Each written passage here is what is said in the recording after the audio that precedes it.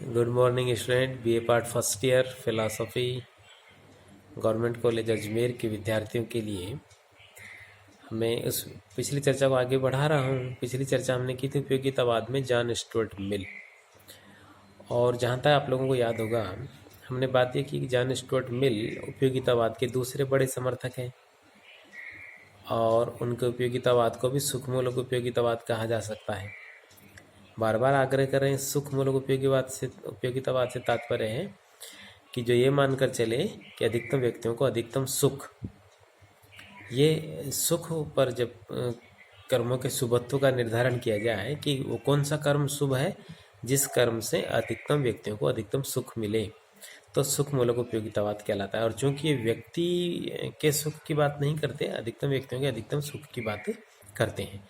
और आपने देखा था कि बेंथम भी इस बात को स्वीकार करते हैं, पहली बात। दूसरी बात, बेंथम की भांति मिल भी मनोवैज्ञानिक सुखवाद को स्वीकार करते हैं। मनोवैज्ञानिक सुखवाद का मतलब है कि मनुष्य स्वभाव से ही सुख की इच्छा से प्रेरित होकर कर्म करता है। और बेंथम ने जैसा कहा था कि प्रकृति ने मनुष्य को सुख और दुख के शासन में रखा है, जिसमें से मनुष्य सदैव सुख को प्राप्त करना और दुख को हटाना, ये मनुष्य का हमेशा प्रयास होता है। तो ये मनोवैज्ञानिक सुखवाद की अवधारणा है। मनुष्य सदैव सुख के इच्छा से प्रेरित होकर ही काम करता है, और इसीलिए अपन ने देखा कि बेंथम की भांति मिल भी सुख को ही स्वतः साध्य मानते हैं। मतलब अन्य जितनी भी भौतिक वस्तुएं और मानसिक अवस्थाएं हैं वे सुख प्राप्ति के साधन मात्र हैं, यानी वो अपने आप में शुभ नहीं है, सुख उनसे प्राप्त होता है, इस साधन के रूप में वो शुभ है। केवल सुख ही अपने आप में स्वतः साध्य शुभ है। और नैतिक सुखवाद का भी समर्थन किया है। नैतिक सुखवाद में जो अपन ने बात की थी कि मनुष्य का कर्तव्य क्या है, कौन सा कर्म करना चाहिए, तो बेंथम की भांति मिल भी ये मानते हैं कि मनुष्य को वह कर्म करना चाहिए जिससे अधिकतम व्यक्तियों को अधिकतम सुख की प्राप्ति हो, जिससे सुख की प्राप्ति हो।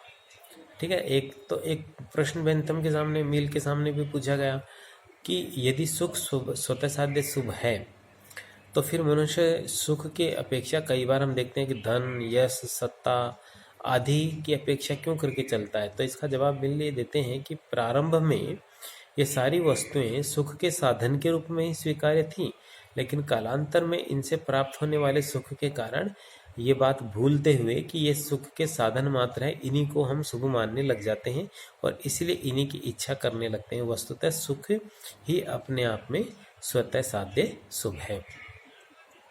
बेंथम की भांति मिल भी सुख के न्यायपूर्ण वितरण पर जोर देते हैं कि प्रत्येक व्यक्ति का महत्व केवल एक व्यक्ति का महत्व है, उसकी योग्यता और उसकी क्षमता और उसके समाज में स्थान के अनुसार उसको सुख की प्राप्ति होनी चाहिए। एक व्यक्ति का महत्व केवल एक व्यक्ति का है, न उससे कम और न ज्यादा। ठीक है। तो सुख स्वतः साध्य शुभ क्यों है, इसके संदर्भ में मिल ने एक बात कही कि साधारण अर्थों में तो सुख के स्वतः साध्य होने के बारे में कोई प्रमाण नहीं दिया जा सकता, लेकिन कोई विशिष्ट अर्थ में प्रमाण नहीं दिया जा सकता, लेकिन साधारण अर्थों में प्रमाण दिया जा सकता है। और वो प्रमाण ये है कि जैसे हम कोई वस्तु दृश्य है क्योंकि हम उसको देखते हैं, कोई वस्तु श्रव्य है क्योंकि उसको हम सुनते हैं, तो सुनने से श्रव्य होना, देखने से दृश्य होना, उसी तरह से सुख की इच्छा करना ये वांछनीय है, ये सुख को स्वतः साध्य शुभ मानने का कारण है, ऐसा मिल ने कहा। यद्यपि मिल की इस बात को लेकर आलोचना की गई है कि इस अर्थ में, जिस अर्थ में मिल ने जिस अर्थ में दृश्य और श्रव्य वस्तुओं की प्रमाणित सिद्ध की, उस अर्थ में सुख की स्वतः साध्यता को प्रमाणित नहीं किया जा सकता। ठीक है। केवल इच्छा मात्र करने से सुख की इच्छा मात्र करने से वह अपने आप में प्रमाणित नहीं हो जाता, परंतु मिल जो है इसी प्रकार की बात करते हैं और एक समुच्चय सुख की भी बात करते हैं कि एक व्यक्ति का सुख है और सामूहिक सुख समुच्चय मूलक सुख भी है। अब यहाँ एक बड़ी मजेदार जो बात की है बेंथम के विपरीत मिल ने, वो ये है कि जिस प्रकार से बेंथम तो सुखों में केवल मात्रात्मक भेद मानते हैं, परिमाणात्मक भेद मानते हैं, कि सुखों में किसी प्रकार का श्रेष्ठ और निकृष्टता का भेद वो नहीं मानते। बेंथम ने कहा था कि एक स्वादिष्ट मिठाई को खाने से जो सुख प्राप्त होता है वो वैसा ही है जैसा कि एक उत्कृष्ट उपन्यास को पढ़ने से प्राप्त होने वाला सुख। यानी इन दोनों सुखों में कोई भेद नहीं है, लेकिन मिल बेंथम की इस बात को स्वीकार करने के लिए तैयार नहीं है। और मिल ने सुखों में गुणात्मक भेद भी स्वीकार किया कि कुछ सुख उत्कृष्ट और कुछ सुख निकृष्ट होते हैं।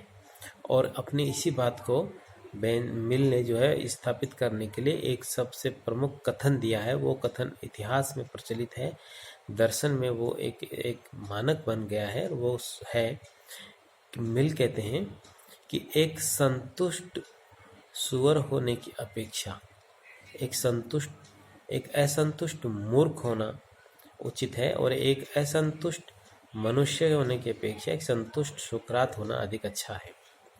तो एक संतुष्ट सुअर होने की अपेक्षा असंतुष्ट मनुष्य होना अधिक अच्छा है।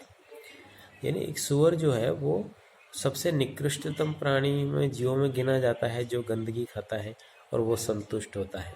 तो सुकरात ये मिल कहते हैं कि एक संतुष्ट सुअर होने की अपेक्षा असंतुष्ट मूर्ख होना अच्छा है।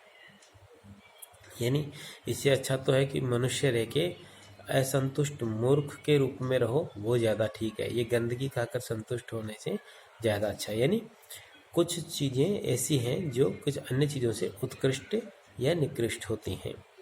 तो मिल ने सुखों में एक गुणात्मक भेद स्वीकार किया, और इसी आधार पर मिल ने कहा कि किसी मिठाई को खाने से प्राप्त होने वाला सुख उस एक उत्कृष्ट उपन्यास या दार्शनिक चिंतन से प्राप्त होने वाले सुख की तुलना में निकृष्ट है, उत्कृष्ट नहीं है। यानी एक दार्शनिक चिंतन, ज्ञान और आनंद में जो सुख प्राप्त होता है वो उत्कृष्ट है, और क्षणिक इंद्रिय सुख जो है वो निकृष्ट है। तो एक तो ये बात यहाँ पर मिल ने स्वीकार की। एक दूसरी बात कि मिल ने जब मनोवैज्ञानिक सुखवाद का समर्थन किया, जिसमें कहा जाता है कि मनुष्य केवल सुख की इच्छा से प्रेरित होकर कर्म करता है, तो मिल के सामने भी बेंथम की भांति एक प्रश्न उठाया गया कि मनुष्य यदि स्वभाव से स्वार्थी है और केवल अपने सुख की इच्छा से प्रेरित होकर ही कर्म करता है, तो फिर उससे अधिकतम व्यक्तियों के अधिकतम सुख के लिए कर्म किया जाना कैसे अपेक्षित है, कैसे आशा की जा सकती है। तो अपन ने देखा कि मिल जो है वो इसका जवाब देते हैं 4 प्रकार के बाह्य भौतिक दबावों के आधार पर। सामाजिक दबाव, धार्मिक दबाव, राजनीतिक दबाव और भौतिक दबाव। ये 4 प्रकार के जो दबाव थे, प्रेशर थे बाह्य, जिनके आधार पर मनुष्य जो है अपने सुख के साथ साथ अन्य मनुष्यों के सुख की भी चिंता करता है। ये बेंथम में देखा। लेकिन मिल जो है बेंथम के इस कथन को पर्याप्त नहीं मानती।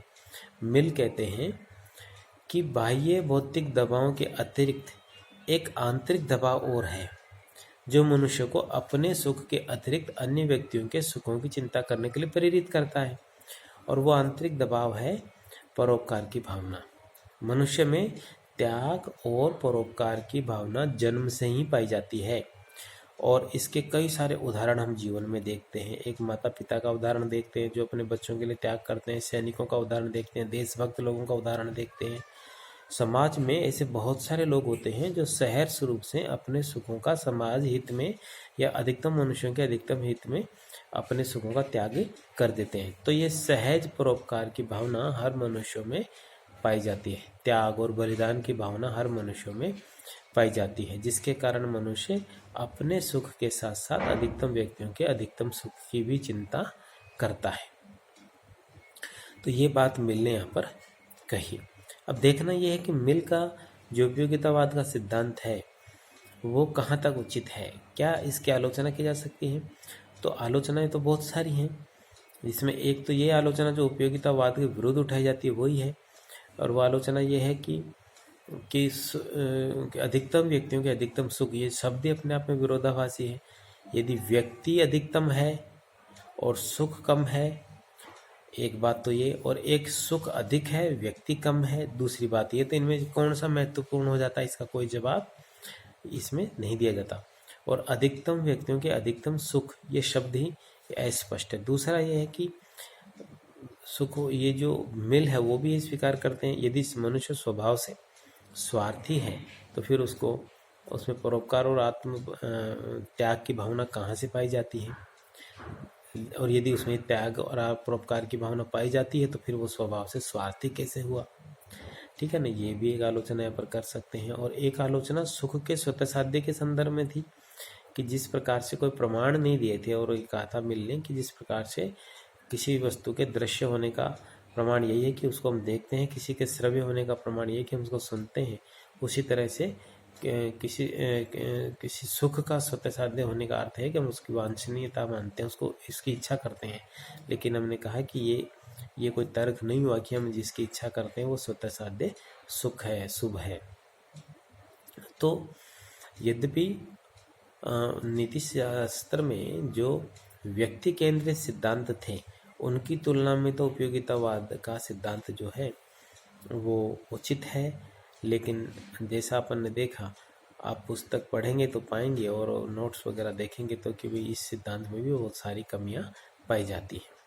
चलिए आज फिलहाल इतना ही है, और अगला हम जो टॉपिक लेकर आएंगे हम इमैनुअल कांट पर और बात करेंगे, और फिर एक पनिशमेंट थ्योरी है, दंड का सिद्धांत है। ये चर्चा करते ही हमारा पाश्चात्य नीति शास्त्र पर टॉपिक पूरा हो जाएगा, और फिर हम भारतीय नीति शास्त्र के कुछ टॉपिक्स जो आपके बचेंगे उन पर चर्चा करेंगे। तो फिर से मिलते हैं अगले टॉपिक को लेकर नेक्स्ट वीडियो में। तब तक जय हिंद, जय भारत।